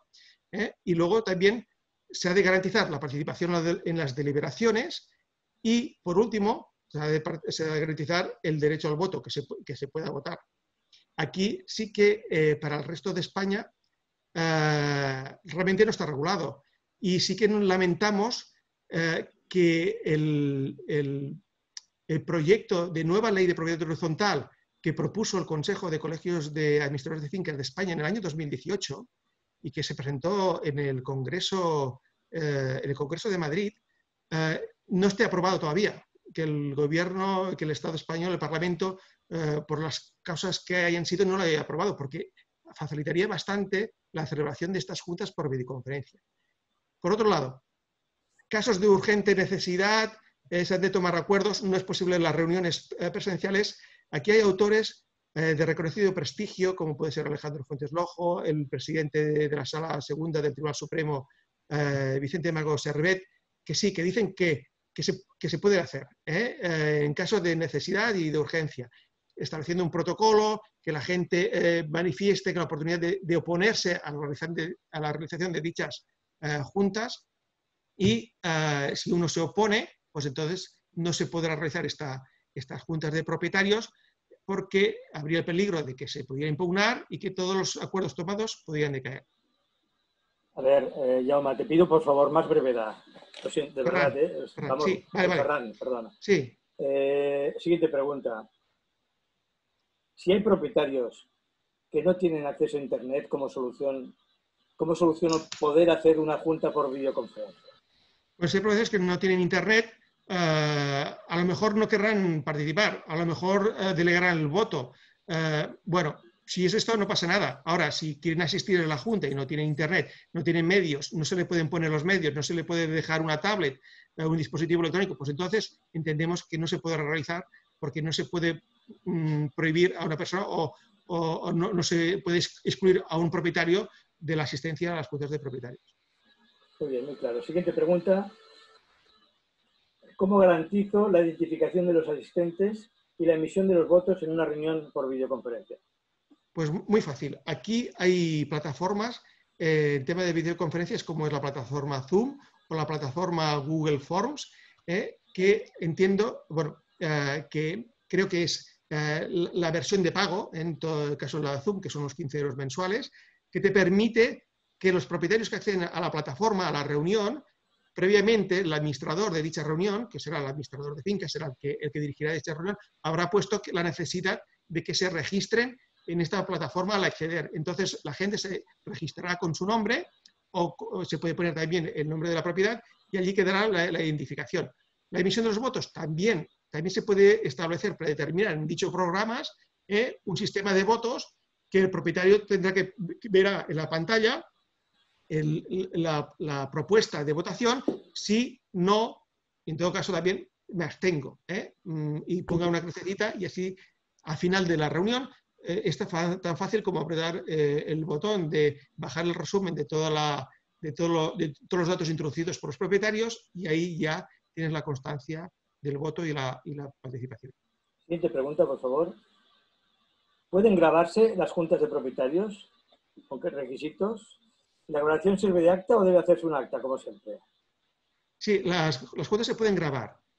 Lo que se recomienda, primero, que se tome un acuerdo que necesita la mayoría simple conforme se van a grabar, esta y las sucesivas, a ser posible. Y, sobre todo, bastante importante, hacer constar en dicho acuerdo que la grabación quedará en depósito de la comunidad de propietarios y solo podrá ser visualizada por el presidente y el administrador de fincas. Y no se podrá dar a ningún propietario. Esto es importante, a ningún propietario. Sobre todo en base a la protección de posibles infracciones de derechos de terceros. En este caso os aseguráis que al final de la asamblea ni el propietario ni el abogado que lo acompaña os va a pedir una copia. En segundo lugar, ¿la grabación sirve de acta? No, evidentemente no, la grabación no sirve de algo, es un soporte para poder luego redactar el acta, pero la acta se debe redactar y se debe inscribir en el registro de actas, en el libro de actas. Gracias. Siguiente pregunta. ¿Puedo tomar un acuerdo sin reunión únicamente solicitando el voto de los copropietarios? Requisitos. ¿Cómo se efectúa la propuesta de voto? Sí, es posible. Es posible en Cataluña. En el resto de España no. Y es una solución bastante interesante porque se trata de enviar una solicitud a una propuesta de votación a todos los copropietarios que te la tienen que devolver firmada, ya sea por correo postal o bien por correo electrónico o cualquier otro medio que pueda quedar constancia. En este caso, ¿qué requisitos? Los requisitos es, sobre todo, enviar toda la información. O sea, han de votar, pero han de estar informados. Se les ha de enviar, si se acuerda el presupuesto, pues se les ha de enviar todos los presupuestos o los balances para aprobar las cuentas. ¿Requisitos? Pues bueno, pues uno. Es pues el de información, el de votar, el que quede constancia de la recepción del voto, o sea, que te la envíen por correo un papel, que te envíen que quede constancia, que el administrador en su día pueda acreditar, oye, me votaron todas estas personas. Si te dicen, oye, Pepito, que voto que sí, y no, sobre todo lo dicen de palabra, pues no puede la constancia. Pues medios que queden constancia, ¿vale? Y que se garantice su autenticidad. La autenticidad, bueno, se garantizará porque va firmado el documento de voto o porque te lo envía desde el correo electrónico que te consta a ti como administrador que este es un propietario. Entonces, esto, más allá, yo no creo que se tenga que pedir más medidas. La propuesta de convocatoria, pues bueno, sería una convocatoria normal, y poniendo el orden del día como se ponéis, pero al final abajo de cada punto del orden del día poner unas casillas con las votaciones. Si no, me abstengo y que el propietario solo tenga que poner una cruz. Bien, supongo que también hay que incorporar en esta convocatoria la relación de los propietarios que no van a poder votar. Exacto, sí. Los morosos. A ver, en cuanto aquí hay los que no voten, se les considera como ausentes, serían los ausentes. Los morosos, hay que advertir, me refiero. Claro, y luego ahí en la convocatoria se tendrá que advertir, comunicar también, sí. Gracias Enrique, los que están, la liquidación de los que tienen saldo deudor con la comunidad, pues no podrían votar. Muy bien, siguiente pregunta, por favor. ¿Tengo que levantar acta o ratificar este acuerdo en próxima junta? No, evidentemente se tiene que redactar un acta porque es la única forma de quedar constancia de los acuerdos, y ratificar no, porque los acuerdos, según el artículo 533-29 del Código Civil Catalán, son ejecutables desde el momento de su adopción si son válidamente, si se han tomado válidamente constituidos. Entonces, no es necesario tampoco la ratificación en la propia Junta. Muy bien. ¿Puedo ejecutar este acuerdo antes de ratificarlo? Bueno, es lo que he comentado ahora. No, sí. Siguiente pregunta. ¿Cómo garantizo la identificación de los asistentes y la emisión de los votos en un acuerdo sin reunión? Bueno, lo he comentado antes, porque está firmado la papeleta de voto o porque te lo envía desde el mismo correo electrónico que consta el administrador, que es el del propietario. Muy bien. ¿Cuándo y cómo tengo que cerrar la votación? Siguiente pregunta. Bueno, aquí realmente tenemos un pequeño problema porque la ley nos remite a un artículo, la ley, el decreto ley 10/2020, a un artículo de reuniones para personas jurídicas, y al final de dicho artículo dice, bueno, el voto, la reunión se tendrá realizado cuando llegue el último voto. Claro, aquí no podemos esperar al último voto porque habrá gente que no votará y no sabemos cuándo podemos cerrar la votación. Entonces, es consenso de todos los asesores jurídicos decir, bueno, se va a dejar un periodo mínimo de 8 días, y se dirá junto a la convocatoria o la propuesta de votación, oiga, señor propietario, usted tiene 8, 9, 10 días, mínimo 8. ¿Por qué decimos 8? Porque el artículo 553-21 del Código Civil de Cataluña establece que para convocar a los propietarios a una reunión, un mínimo de 8 días naturales. Pues si tienen 8 días para convocar y para reunirse en un centro, pues más fácil será también poder emitir este voto, que es contestar un correo electrónico, por ejemplo. Siguiente pregunta. Los propietarios que no... Perdón. Sí. Bueno. Que no contesten, ¿podrán impugnar los acuerdos tomados en reunión? Evidentemente, podrán impugnar una vez reciban el acta, tendrán un mes para oponerse al acuerdo que querrán impugnar, y luego a partir de aquí ya podrán, si consideran oportuno, impugnar dichos acuerdos. Siguiente pregunta. ¿Hasta cuándo los morosos pueden pagar su deuda para poder tener derecho a votar en estos acuerdos sin reunión? Sí, como hemos dicho, Enrique, se tendrá que notificar junto a la propuesta de votación quiénes son los morosos. Pues por analogía a las reuniones de jueces presenciales, pues hasta que no se cierre la votación, es decir, hasta que no hayan transcurrido estos 8 días mínimos, o los 10 que se hayan puesto junto a esta convocatoria, pues tendrán derecho a votar y tendrán derecho, podrán pagar y luego tener derecho a votar. Siguiente pregunta. Si el presidente no me autoriza a adoptar acuerdos sin reunión, de acuerdo con esta fórmula que tenemos aquí en Cataluña de momento, ¿tendré que aprobar la liquidación de los 2 ejercicios en la reunión del 2021?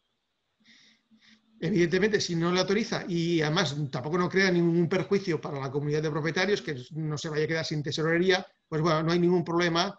Entiendo de que la propia reunión pues tendrá que aprobar otros ejercicios. No tendrá más remedio. Estamos aquí a la espera a ver si nos contestan y nos conceden la posibilidad de no celebrar juntas ordinarias y poderlas celebrar en el año próximo, en cuyo ejercicio aprobaríamos, entiendo, la liquidación anterior y la de este año que ha quedado pendiente, la del 2019, que no hemos podido aprobar. Si nos concedieran esta posibilidad legal, es de suponer que obviamente los ejercicios se aprobarían en la única junta de propietarios que celebraríamos el año próximo. Esperemos que nos reconozcan este aplazamiento. Siguiente pregunta. En el supuesto anterior, el presupuesto de la Junta Directiva queda aprobado hasta entonces. Bueno, de hecho, los cargos de la Junta quedan prorrogados hasta que no se celebre una nueva Junta, ¿no? Eso es lo que dice la Ley de Propiedad Horizontal catalana. En cuanto a los presupuestos, entiendo que no estarán prorrogados. Para que estén prorrogados, o hay lo que comentabas, Enrique, de que por parte de la Generalitat o del Estado español se decreten de que quedarán prorrogados automáticamente, pues si no hay acuerdo, no estarán prorrogados. Ahora, se podrá actuar como si estuvieran prorrogados, pero aquí yo, del administrador, haría una recomendación o una indicación al presidente de que ha de convocar, que si luego hay un problema, siempre será el administrador que diga, yo advertí al presidente de que tenía que convocar la Junta, porque es él quien la tiene que convocar. Entonces, es una manera de salvar responsabilidades por parte del administrador. Bien, gracias. Siguiente pregunta, por favor.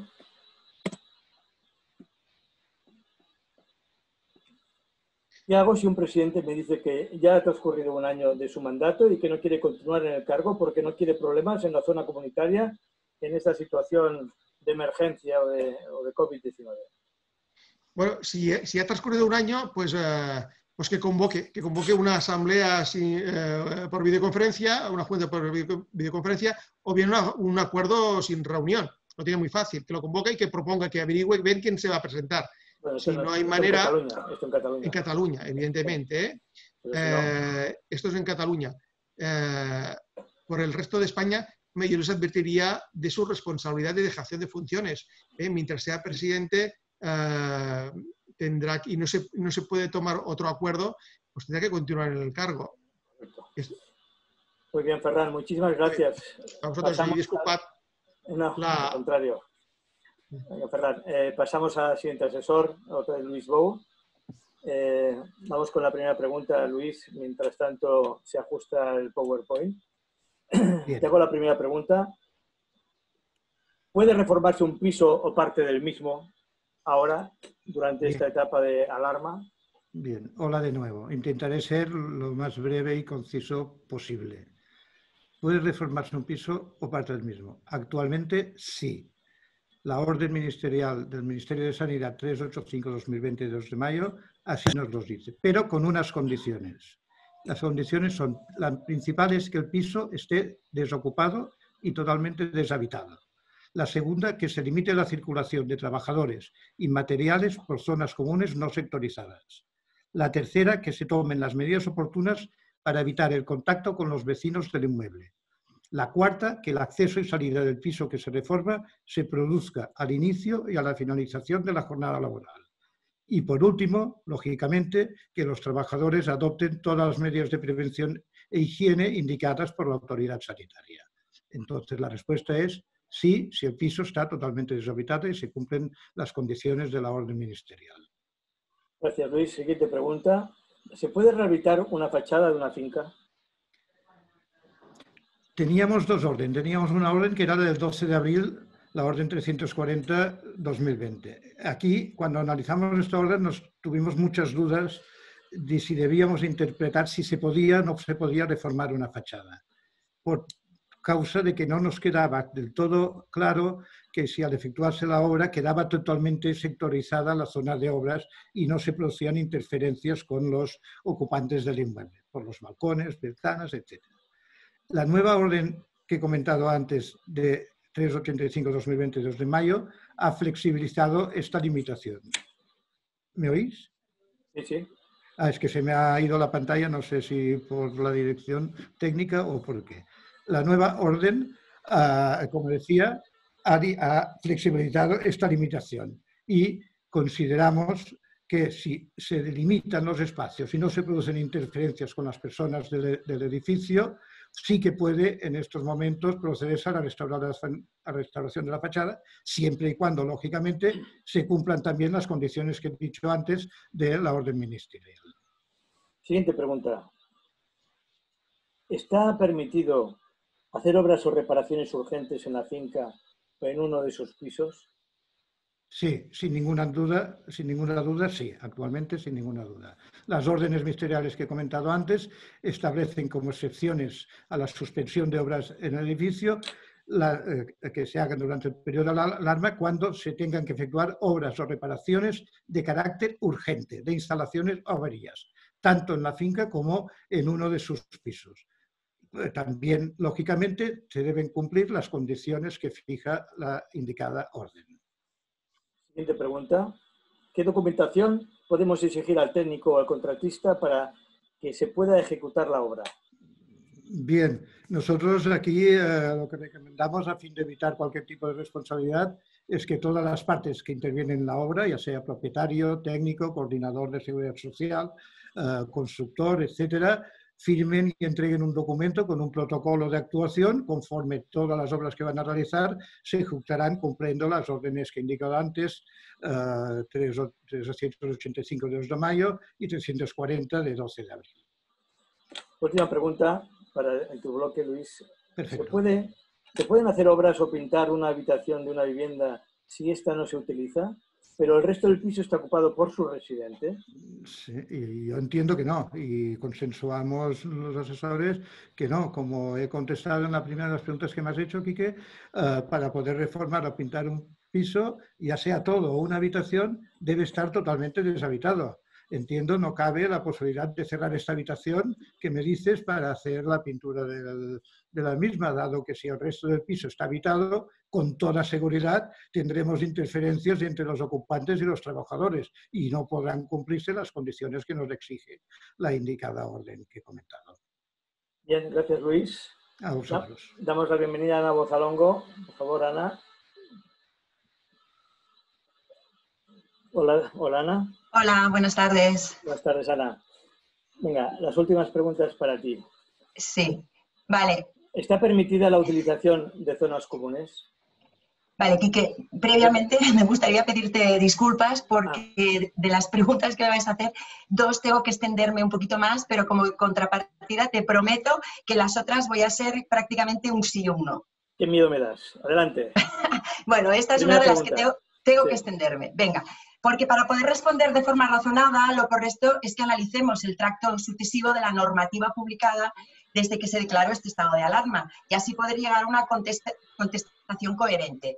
Como ya sabemos, por repetido, el Real Decreto 463/2020, de 14 de marzo, estableció el estado de alarma en todo el territorio nacional, situación que permanece vigente con todas sus prórrogas. El artículo 7.1 de este Real Decreto limitó la libertad de circulación de las personas, lo que supuso el confinamiento de la población en sus viviendas. ¿Para qué? Para evitar la propagación de la enfermedad. De forma conexa a esa imposición, surgió la obligación de clausurar los elementos comunes de los edificios en régimen de propiedad horizontal. Es decir, cerrar el uso de cualquier espacio compartido que no fuese necesario para la normal habitabilidad y seguridad del inmueble. Esto que abarcaba azoteas, piscinas, zonas ajardinadas, zonas sociales, etc., que han de permanecer, por tanto, sin uso.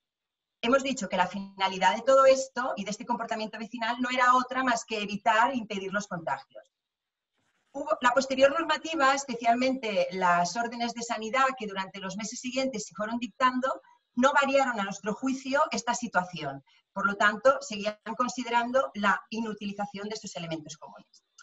Se mantiene hasta la fecha del estado de alarma, si bien con la publicación de la orden de 399 de 9 de mayo, nos podemos preguntar si en ella se posibilita utilizar los jardines comunitarios para todas las actividades permitidas en la fase 1, es decir, reuniones de hasta 10 personas, mantenimiento de las distancias de seguridad, caminar o hacer deporte en las condiciones y horas establecidas, o pasear con la familia con posibilidad de jugar a la pelota, patinete, patín, etcétera, etcétera. Vale, la falta de referencia expresa de esta orden a los elementos comunes de los edificios nos lleva a aplicar por analogía lo que ha entendido el Consejo General y que se recoge en esta orden, cuando en su exposición de motivos dice literalmente y habla de deporte y práctica deportiva. Por tanto, la orden tiene un contenido concreto sobre determinadas prácticas deportivas, pero que no es extrapolable a jardines e instalaciones comunitarias, sino que entendemos que lo es para clubes deportivos, ya sean públicos o privados. No obstante, atendiendo a la ratio de la ley, podría interpretarse por analogía que también es extensible a instalaciones de complejos inmobiliarios. Si bien insistimos que el capítulo 12 de la mencionada ley habla de condiciones en las que debe desarrollarse la actividad deportiva, profesional y federada. No hay, por tanto, y esto hay que resaltarlo, la más mínima mención al deporte amateur o a paseos de la ciudadanía por jardines comunitarios, ni a la apertura de elementos comunes. Convenimos, por tanto, y para acabar, que hay una absoluta falta de precisión sobre la apertura de los elementos comunes por los razonamientos que he hecho hasta este momento. Y nos reafirmamos en que la conclusión más evidente se encamina a pensar que estas instalaciones comunes se siguen catalogando en esta fase 1 como de salida y de entrada al edificio o como tránsito por zonas mancomunadas hasta las viviendas privadas, pero no como lugar de permanencia de los usuarios, por lo que deben seguir cerradas hasta que se levante el estado de alarma.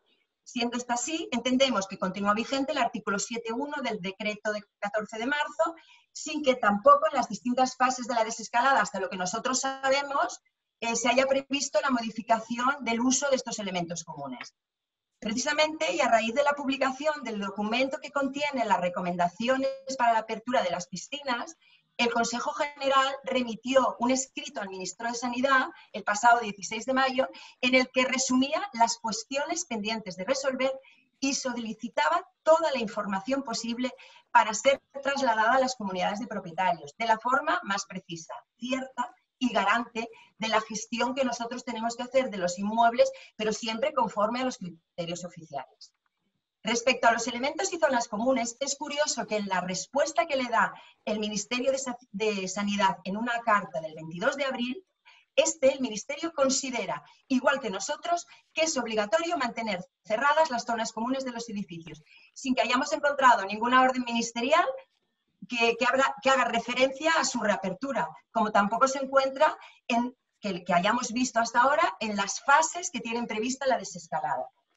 Consideramos necesario disponer de una explicación objetiva y concreta en cuanto a la fase de reapertura para cada una de las instalaciones comunitarias, así como los criterios para su uso y disfrute, que deben ser necesariamente técnicos, para evitar que se utilicen por la decisión subjetiva de cada comunidad o de cada presidente. En cualquier caso, y más allá de la legalidad surgida de la alerta sanitaria, el respeto a esta medida es una cuestión de responsabilidad personal. Ya está. Muy bien, Ana, gracias. Merecía la pena. Siguiente pregunta, por favor.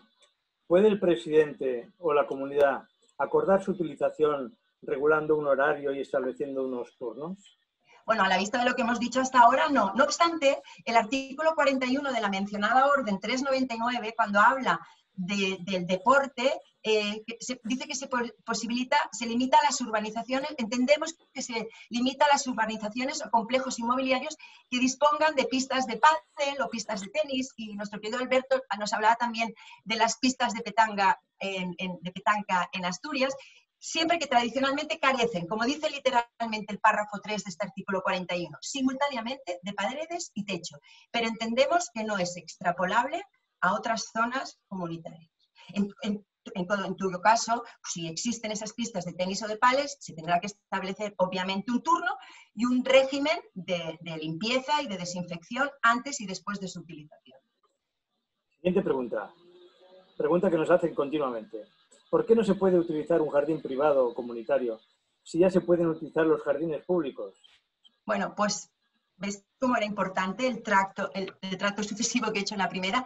De acuerdo con lo que hemos razonado hasta ahora, a nuestro juicio solo se podrán utilizar cuando se alce el estado de alarma por seguir vigente el artículo 7 del Real Decreto 463.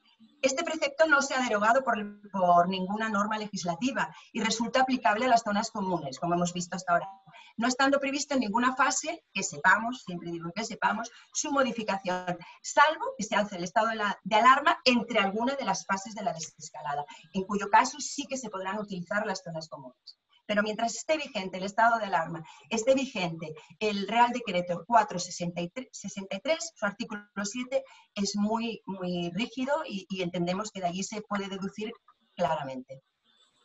Siguiente pregunta, Ana. Pregunta del $1.000.000. ¿Cómo y cuándo se podrán utilizar las piscinas comunitarias? Bueno, esta me voy a alargar un poquito, Quique. Bien, el Ministerio de Sanidad, como todos sabemos, elaboró un documento de recomendaciones de apertura de piscinas el pasado 14 de mayo. Y a los 2 días, el 16 de mayo, publicó la Orden 414, que sin quitar vigencia a las recomendaciones anteriores, marca nuevas fechas de apertura de piscinas públicas y determinados aspectos de prevención y de higiene. Con el matiz en esta ocasión de que lo publicado el 14 de mayo por el Ministerio no es una norma de obligado cumplimiento, sino que son una serie de recomendaciones para la apertura de las piscinas públicas, municipales y de hostelería, quedando al margen o al menos sin citar las piscinas de las comunidades de propietarios. Estamos acostumbrados a lo largo de esta pandemia a que el legislador se olvide por completo de citar o de hablar de las comunidades de propietarios, a pesar de que casi el 80% de las personas que han estado y muchas siguen confinadas en sus casas viven en edificios divididos en régimen de propiedad horizontal. Ante este silencio, el Consejo ha planteado al Ministerio de Sanidad que para poner en marcha las piscinas comunitarias bajo la situación del COVID-19 no pueden dictarse recomendaciones, sino que es necesaria una norma de obligado cumplimiento en todo el territorio nacional. De otro modo, las recomendaciones de uso y apertura de las piscinas privadas quedarán al arbitrio de lo que subjetivamente se decida en cada edificio, sin existir criterios científicos que marquen las medidas a adoptar y, en consecuencia, que garanticen la máxima seguridad frente al virus. Esta petición también ha sido cursada por la Asociación Profesional de Mantenedores de Piscinas. Bueno, atendiendo a las características y a las vías de transmisión conocidas por el COVID-19 y teniendo en cuenta el informe que hizo el Consejo Superior, el CSIC, el pasado 5 de mayo, dice que es muy probable que el virus no se transmita por el agua, ni por el agua de las piscinas, ni por el agua de la playa. Por lo tanto, tenemos muy claro que el riesgo de transmisión no es el agua, sino las interacciones personales en el recinto de la piscina, por no respetar básicamente las distancias mínimas de seguridad o que no se haga la limpieza y la desinfección adecuada en cada recinto. No obstante, debemos estar atentos a la orden que previsiblemente se va a publicar este sábado para todas aquellas áreas sanitarias, provincias, comunidades autónomas que el próximo lunes pasarán a la fase 2. Mientras tanto, me permito analizar con vosotros un momento cuáles son las recomendaciones que daba el Ministerio en aquel documento del 14. Bueno, y que además por repetidas, llevan mucho tiempo repetidas o varios días repetidas en los medios de comunicación. El acceso de los usuarios a las instalaciones se realizará teniendo en cuenta su aforo, que será como máximo del 30%, y siempre respetando las medidas de seguridad de 2 metros. Lo que quiere decir, y lo dice explícitamente, que en el supuesto de que no se pueda alcanzar con ese 30% los 2 metros de seguridad entre usuarios, se reducirá el aforo. Deberá ser un técnico, obviamente, quien concrete cuál es el aforo de la piscina en esta situación de emergencia. Una vez completo el aforo, el resto de propietarios no podrán acceder a la instalación hasta que no salgan otros usuarios. Problema servido. Si se decidiese colocar como barrera de acceso un torno, sería conveniente, dice en las recomendaciones, manipularlo o tocarlo con ropa y no con las manos, manteniéndose el andén perimetral libre como zona de paso. Con carácter previo a su apertura se deberá llevar a cabo la limpieza y desinfección de las instalaciones, con especial atención a los aseos y todas aquellas zonas que sean de uso común. Sin contar además las medidas generales que deben tener los usuarios, las zonas de tránsito y estancia de los bañistas, las medidas de limpieza y desinfección y control de la calidad del agua, entre otros, que por su extensión, me parece que son 33 folios de orden, pues no las voy a decir ahora. El problema es que la práctica totalidad de las comunidades carecen de un sistema de control sobre el acceso o el uso de las instalaciones, incluso carecen de un socorrista, que en cualquier caso, de haberlo, solo podrá comprobar los parámetros del agua o el comportamiento de los bañistas dentro del agua, pero no en el resto de las instalaciones ni tampoco su aforo. Lo anterior significa que el cumplimiento de las normas de uso quedará a la responsabilidad individual de cada usuario por la falta de capacidad sancionadora que tiene la comunidad de propietarios como tal en caso de incumplimiento. La cuestión también es que se necesita un tiempo para que las comunidades puedan poner a punto la piscina y puedan adaptarla a todas estas exigencias de seguridad que nos están diciendo las recomendaciones. Lo que dificultará obviamente su apertura, al margen del coste económico que va a suponer para todas ellas, con el agravante de que esta adaptación precisa de un acuerdo comunitario, que como ha dicho Ferran, a día de hoy pues todavía no se puede adoptar. Entendemos, ya como resumen, que el Ministerio de Sanidad debería concretar un sistema de puesta en marcha razonable y exclusivo para las piscinas comunitarias, que sin perjuicio de garantizar los criterios sanitarios precisos frente al COVID-19, simplifique la utilización de este elemento común. Gracias, Ana. Ya la última pregunta, casi un poco anecdótica, ¿no? Sí. ¿Podemos sacar las tumbonas comunitarias a la piscina o cada propietario debe llevar la suya? Vale, si nos atenemos a lo que dice la Orden 414 del 16 de mayo, habla de que se tiene que hacer la limpieza y desinfección de todo el mobiliario utilizado por los bañistas después de cada uso. Y allí habla de tumbonas, habla de los corchos, de los flotadores, etcétera, etcétera. Y dice que se debe hacer con desinfectantes como le quieran. Si finalmente la comunidad decide su utilización, lo dicho, se deberán limpiar y desinfectar tras cada uso. Entendemos que porque las utilice, salvo que la comunidad haya contratado a un trabajador para realizar estos menesteres y que así se puedan cumplir con todas las medidas de seguridad exigidas. Es obvio decir que nos provocará problemas. Muchas gracias. Gracias, Tatiana. Aquí hay que apelar, como en la mayoría de las cosas, a la responsabilidad social de la comunidad e individual de cada uno de los comuneros para el cumplimiento de las normas. Los administradores no podemos hacer más que recomendar, no somos policías, ni inspectores, ni jueces. Por lo tanto, pues bueno, nuestra función aquí terminaría. Vamos ya para el último bloque de preguntas que nos habéis estado haciendo durante la conferencia y la exposición de todos los asesores. Vamos a contestar todas las que podamos dentro del plan de timing que teníamos previsto. Vamos a ver, la primera la hace Montse Lacaba y nos pregunta: ¿es necesario firmar algún documento cuando el arrendatario ha solicitado formalmente acogerse a la prórroga extraordinaria por 10 meses y es necesario volver a comunicar la finalización del contrato al inquilino? Es decir, la finalización de la prórroga. Mar, quizás te vendría a contestarla Sí, aquí. entiendo que a lo que viene a preguntar es si es necesario la formalización de algún documento contractual en el caso de solicitud de la prórroga extraordinaria del artículo 2. A ver, el artículo 2 parte de una mera solicitud por parte del arrendatario, con lo cual entiendo que esta solicitud para tener constancia documental y para tener prueba bastará como mecanismo probatorio de dicha solicitud y de que opere la prórroga del artículo 6. De ello ya tendrá constancia arrendador y arrendatario. Entiendo que no es necesario volver a suscribir un documento sobre el contrato primitivo. Muchas gracias, Mar. Yo quería agradecer, sobre todo, ya lo ha dicho la presidenta del Colegio de Barcelona, Anabel, queríamos agradecer de manera muy efusiva la colaboración de Simón, de la empresa multinacional Simón, Instalaciones Eléctricas, por su generosidad y patrocinio para este seminario. Contamos con vosotros. Muchas gracias. Siguiente pregunta. La hace Juan Carlos Ferreiro. Una vez finalizado el estado de alarma, ¿cómo podremos celebrar juntas de propietarios teniendo que respetar la distancia social de 2 metros entre propietarios? ¿Resultará inviable hacerlo en las propias fincas como es habitual mediante Skype? Como es habitual, mediante Skype o similar es muy complicado, dado que el alto número de propietarios y la imposibilidad de garantizar la continuidad de la conexión de la junta no presencial solo se permite durante el estado de alarma. ¿Enviará una circular el colegio recomendando aplazarlas hasta el próximo año o hasta que se halle disponible la vacuna contra el COVID-19? Sí, si quieres la contesto yo. Muy bien, Ferran.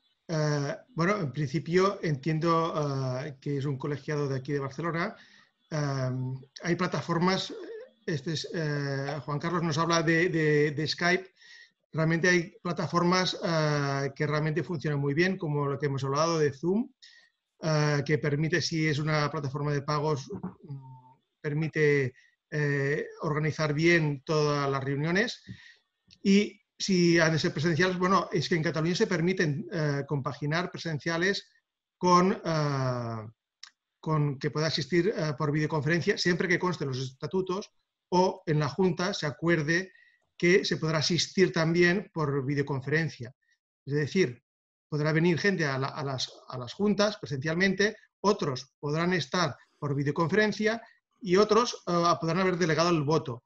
Por tanto, yo entiendo que seguramente si hay esta sensibilidad del contagio, mucha gente ya optará por no ir a las juntas. En el resto de España, pues o hay una normativa, o se modifica la normativa actual, o por videoconferencia, en principio, una vez levantado el estado de alarma, no se podrán realizar. También es verdad que hemos de añadir que los colegios de Cataluña hemos solicitado, igual que el resto de España, que ya que tenemos una regulación de propiedad horizontal diferente, hemos solicitado la autorización para no celebrar juntas ordinarias ni juntas extraordinarias durante este año y, en todo caso, pues que se nos reconozca la posibilidad de aplazarlas al año próximo, en cuyo caso pues los cargos no solo quedan prorrogados, porque por ley ya está establecido así, sino que quedarían prorrogados los presupuestos y se aprobaría el año que viene las liquidaciones de cuentas, como ya hemos dicho anteriormente. Pregunta de Ana Espinós. Pregunta, ¿los 4 meses son obligatorios darlos aunque haya el arrendatario abierto el local? Se refiere a los 4 meses más allá del periodo de alarma. Hay que reconocérseles al arrendatario estos 4 meses más de aplazamiento del arrendamiento, del pago de la renta. Contesta, no sé si Mar o Luis. Creo que es Mar. Yo creo que Mar. ¿Mar? Mar. Bien, micro. Micro, Mar. Perdón. Si la puede contestar Luis, es que tenía un problema con el audio y no he escuchado bien la pregunta. ¿Me la puedes repetir? O yo, si me la repites. ¿Los 4 meses son obligatorios darlos aunque hayan abierto el local? Vale, no, ya está. Si es repetida, yo ya la puedo contestar. A ver, realmente los 4 meses no están vinculados a la reapertura del local, o al menos esa es mi opinión. Lo trascendente es la situación económica de la actividad, ¿no? Exactamente, exactamente. Se puede tenerlo abierto, pero puede que realmente su facturación no sea la que... Exactamente, es decir, no está vinculado el hecho de que el local pueda abrir al público con que haya una repercusión económica en la facturación de ese local. Disculpar, que tenía el micro... Disculpada. Siguiente pregunta, que hace Elena Gallegos. ¿Se tendrían en cuenta todas las propiedades de un sujeto o solo las dedicadas a arrendamiento para ser considerado gran tenedor? ¿Da igual que sea solo copropietario? Luis, te toca a ti. Esta sí que es para mí. Se deben tener en cuenta todas las propiedades que tenga el titular, el propietario arrendador, no solo las que tenga arrendadas. El tema de si es copropietario, entiendo que lo he contestado en las preguntas que hemos evacuado durante la ponencia. Muy bien. A ver, esta pregunta ya la teníamos. A ver, perdonad, Si el arrendatario, una vez rescatada la fianza, la hace Xavi Argemí. Si el arrendatario, una vez rescatada la fianza por parte del arrendador por motivo del COVID-19, no paga la fianza una vez transcurrido el plazo de un año, el arrendador tiene la obligación de depositarla en el Incasòl.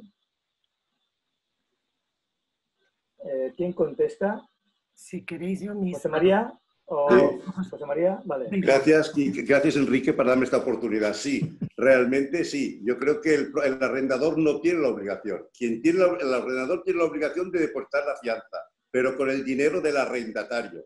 Por tanto, si el arrendatario no da el dinero al arrendador, lógicamente, no tiene esta obligación. Por tanto, podrá, como he dicho antes en mi exposición, de que el arrendador tendrá un título y poder solicitar por la vía incluso judicial que el inquilino le abone la totalidad de la fianza retirada o la parte que haya retirado. Entiendo que sí. Pero no tiene la obligación el arrendador. Bien, pregunta que hace Albert Vives, aunque yo creo que ha quedado muy contestada ya. En el Real Decreto Ley 15/2020 se habla de empresas y entidades públicas de vivienda o de grandes tenedores. ¿Se incluye cualquier empresa en este concepto o nada más habla de empresa pública? Bueno. ¿Quién contesta, por favor? Si queréis. Gran tenedores. Bueno, no la he tratado yo, pero si queréis... Contesta, Marc. Pues Marc. Mi opinión es clara, es decir, en el Real Decreto se habla de empresa o entidad pública de vivienda. Fuera de eso, debe tratarse de una persona física o jurídica que sea considerada como gran tenedor. Por lo tanto, diferencia claramente una empresa o entidad pública y, por otra parte, una persona jurídica privada que reúna los requisitos para ser un gran tenedor. Bien, gracias. Pregunta de Jaume Aragay.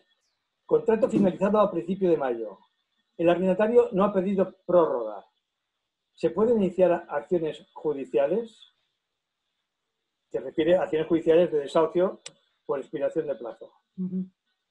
Si me permites a mí, Quique, como procesalista que soy. Si me permites a mí, Quique, como procesalista que soy. Y sin que lo seas también. Entiendo que, lógicamente, cuando el juzgado abra, que veremos cuándo es así, podrá, lógicamente, interponer el correspondiente juicio el arrendador, porque el inquilino no solicitó esta prórroga en tiempo y en forma. Gracias. Mireia Graeix pregunta, contrato de vivienda que fine el 22 de mayo, no entiendo, 22 de mayo del 2020 debe ser. El administrador envía burofax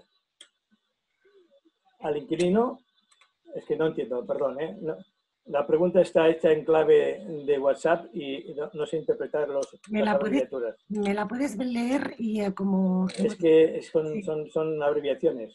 Ah, perdón. Lo siento, pero es que no la sé interpretar. Vale. Pregunta, ¿el arrendatario debe solicitar la moratoria o la reducción en el plazo de un mes desde la entrada en vigor del decreto? ¿Qué ocurre si las circunstancias son sobrevenidas y ha transcurrido el plazo del mes desde la entrada en vigor y si se solicita fuera de plazo? Pregunta que hace Miguel Aguilar. ¿Quién responde? ¿Voluntarios?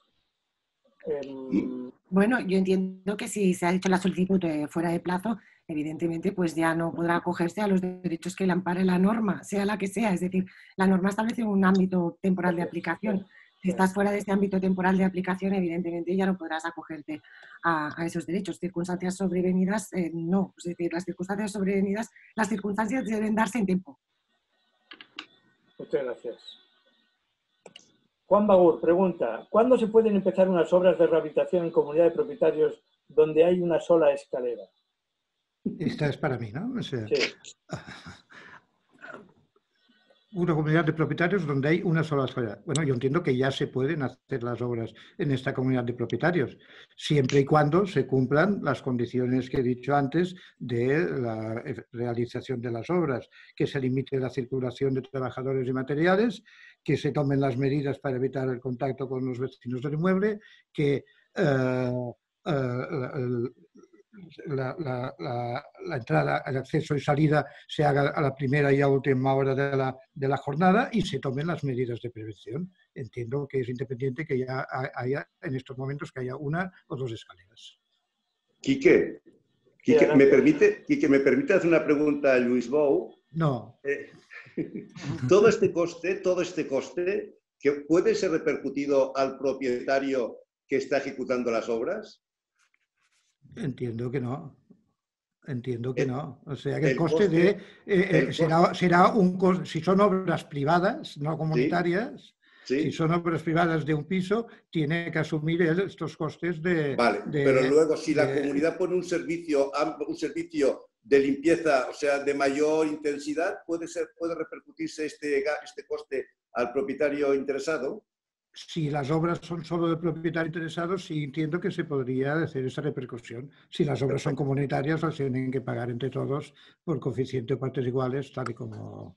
Muchas gracias, Luis. Muchas gracias, Luis. Gracias, José María, a ti. Yo entiendo que no, ¿eh? Ah, ¿no? No. Vamos a ver, si un copropietario... Pero no vamos a entrar en discusión. Vale. Sí. Vale. No te he entendido la pregunta, pero el propietario siempre podrá decirle que se preocupa él en limpiar. Porque no, pero él no limpia. Bueno, así. Claro, pero él no limpia, él no forra el ascensor, es lo que pasa cada día, no limpia, no forra el ascensor. La comunidad tiene que contratar un servicio adicional de limpieza. Yo entiendo que todo este servicio adicional tiene que ir a cargo del propietario que ha peticionado la obra. Si las obras son privativas, todos los gastos que se ocasionen como consecuencia de esas obras privativas los asuma la comunidad a inicio o los asuma él directamente, está claro que yo creo que son de su cargo. No, gracias, Mar. Bien, contestaremos a todas las preguntas que sea posible. Hay muchísimas preguntas que nos estáis formulando. No las podemos contestar todas porque queremos respetar el tiempo que nos hemos asignado máximo, que serían 2 horas. Además, sería muy cansado para todos vosotros.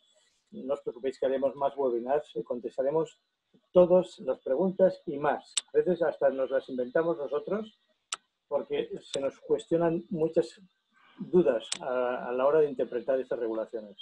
Mientras tanto, seguimos con las preguntas que tenemos por aquí. ¿Puedo interrumpir un momento? Perdona. Sí. Lo digo porque como has comentado que evidentemente no podremos contestar a todas, como apunte ha habido muchas preguntas relativas a todos aquellos recursos que barajábamos antes de tener una regulación legal y por lo tanto a la cláusula rebus sic stantibus, a la excepción non rite, a la causa de fuerza mayor. Decir simplemente que por razones de tiempo no vamos a poder atenderlas, nos hemos pretendido centrar en la regulación que tenemos vigente en la actualidad. Y bueno, y eso quedará pendiente para ver qué ocurre después y qué procedimientos judiciales se inician a partir de estas figuras o de estos expedientes. Pero que nos disculpen los colegiados o los participantes si no podemos atender a todas estas consultas. Bien, ya no sé dónde estaba, qué pregunta teníamos por aquí. Vamos a ver. Josep Güell pregunta, arrendador no gran tenedor. de contrato de uso distinto de vivienda. ¿Puede hacer efectivo un aval bancario a primer requerimiento del arrendatario? ¿Yo? Vale. Luis o José María, como queráis. Bueno, arrendador, gran tenedor, entiendo que no hay... No gran tenedor, entiendo que no ha llegado a ningún acuerdo con la propiedad. La propiedad no tiene obligación de aceptar nada. Pues sí puede ejecutar el aval si no cobra el alquiler. Sí, bueno, pues hacer el procedimiento correspondiente y ir contra el avalista. ¿Estás de acuerdo, José María? No, bueno, el Real Decreto Ley dice solamente la fianza, incluso la fianza complementaria o fianza adicional no lo dice. O sea, yo creo que hay que, primero de todo, pero si hay un impago de la renta... lógicamente, claro, lógicamente, una vez tú ya has usado de toda la fianza, si realmente tienes una fianza adicional o tienes un aval, ya sea personal o bancario, ni qué decir tiene que sí, estoy de acuerdo contigo. Pero primero de todo, entiendo yo que hay que abusar de la fianza depositada. Correcto. Bien. Pregunta que hace Sara Villares. ¿Habría que aprobar primero en Junta que se puedan celebrar juntas por videoconferencia? ¿Y qué quórum sería necesario para aprobar estas juntas? Ferran, ¿podrías contestar tú? El micro. ¿Ferran? Disculpa, es que estaba buscando la pregunta. ¿Habría que aprobar primero en Junta que se puedan celebrar juntas por videoconferencia? ¿Y qué quórum sería necesario para aprobar estas juntas? Bueno, a ver, en principio, si nos remitimos a la ley catalana, lo que permite la ley es la asistencia mixta, es decir, se puede acordar que los propietarios puedan asistir a las juntas de propietarios por videoconferencia. No se puede establecer la obligación, entiendo yo, sino que en todo caso será la posibilidad de todos los propietarios. Si entiendo que para que puedan asistir por videoconferencia, si mis compañeros no tienen una opinión diferente, entiendo que sería una mayoría simple para poder asistir. Sí, correcto, yo también la comparto. Por videoconferencia, ¿eh? Pero esto sin perjuicio de los que quieran acudir presencialmente, pueden acudir presencialmente. En Cataluña, antes de un mes, se debe hacer la reunión cuando se eleve el estado de alarma, ¿correcto? Bueno, yo creo que... Esta la pregunta la hace Ana Peset. Yo me imagino que se refiere a las que se convocaron con anterioridad al estado de alarma, que quedaron suspendidas. Sí. El decreto ley 10/2020 establece que se tendrán que convocar dentro del mes siguiente al levantamiento del estado de alarma. Tiene que ser así. Correcto. Hay una pregunta que ha hecho Antonio Rodríguez, pero creo que ya ha quedado contestado por Ana perfectamente. ¿De qué impresión tienen sobre las disposiciones para la apertura de piscinas? ¿Lo ven factible en comunidades? Bueno, la impresión es lamentable, ya que no lo preguntas, porque no hay disposiciones que se refieran a la apertura de piscinas en comunidades de propietarios ni en organizaciones privadas. Por lo tanto, pues tendremos que ir haciendo lo que ha comentado antes Ana Bozalongo perfectamente. Esperemos que nos lo aclaren en las próximas resoluciones que el Ministerio de Sanidad tenga bien publicar. Estaremos pendientes. A ver si en fase 2 nos da alguna luz respecto a esta cuestión. O en fase 3, no lo sé. Yo creo que hasta aquí son las preguntas que hemos podido contestar. Estamos dentro del tiempo previsto. Os agradezco mucho a todos los asesores, a Ana, a Mar, a Ferran, a José María, a Luis y a los colegios de administradores de fincas, tanto de Cataluña como de España, por la atención que habéis prestado. También estamos muy satisfechos de la colaboración que esté con nosotros Simón, nuestro patrocinador para este evento. Y antes de despediros a todos los que habéis asistido y habéis tenido la paciencia de dedicar a este seminario de 2 horas bien completitas para continuar vuestra formación en este estado de semiconfinamiento, pues deciros que os admiramos mucho y que hacéis un trabajo muy importante en la sociedad a pesar de las dificultades que estamos teniendo en nuestros despachos y con las regulaciones con las que cada fin de semana nos obsequia el legislador para poder trabajar. Antes de iros y despediros a todos, vamos a poner un vídeo del Consejo General como un poco de despedida y ánimo a todos y sobre todo al Consejo por estar también apoyando a los colegios. Somos aproximadamente 1.300 conectados los que hemos estado siguiendo este seminario. Por lo tanto, enhorabuena a todos. Es una buena demostración de vuestra capacidad y vuestro interés. Muchas gracias. Adiós, gracias. Adiós, gracias. Muchas gracias a todos. Adiós, buenas tardes.